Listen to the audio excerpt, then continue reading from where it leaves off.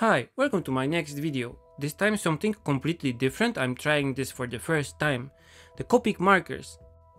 And this is the list of the colors I will be using in this video. I did not use all of them, but most. And I'm using here the COPIC Sketch variation, so the one with the brush.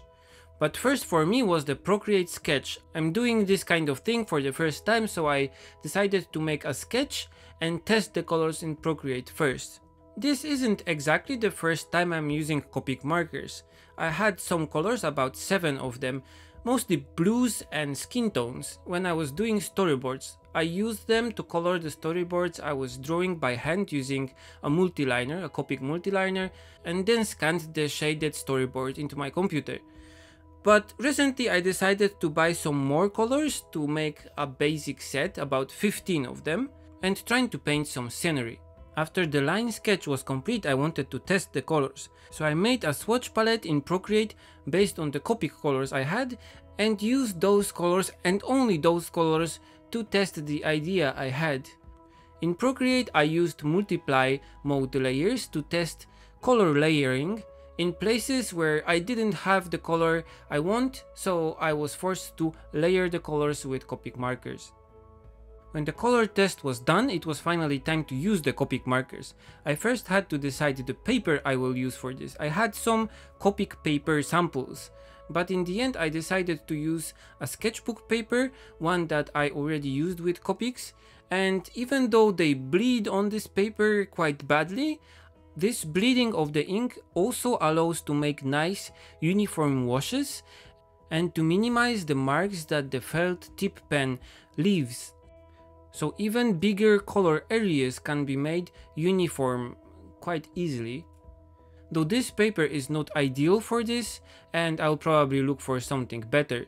If you want to try it by yourself though, this is a series of business kind of notebooks made by Maruman, and they are called Mnemosyne series, and they come in all kinds of shapes and sizes. To actually paint the picture with the COPIC markers, I printed the sketch, only the lines, just on usual A4 paper and used the notebook paper on top of it.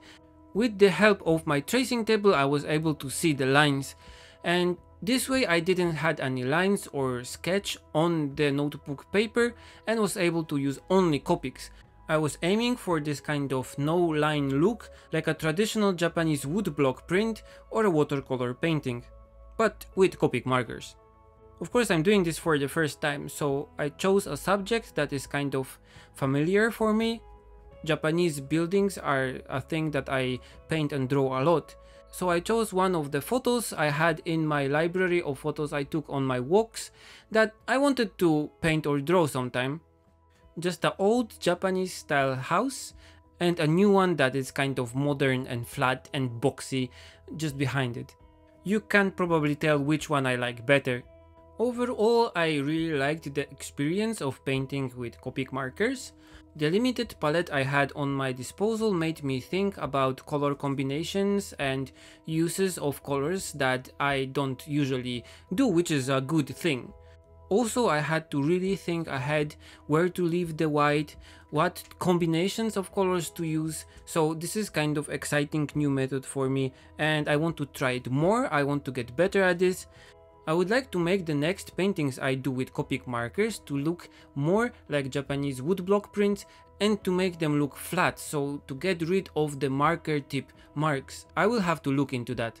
Okay, so here is how the finished piece looks like. I'm kind of okay with how it came out, but I have to still try many things and I already have some ideas how to make those better. Okay, if you liked this video, as always feel free to comment, share and subscribe, and you can also support me on Patreon.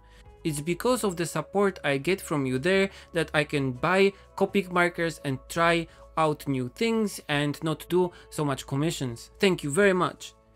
Okay, see you in the next video. Bye.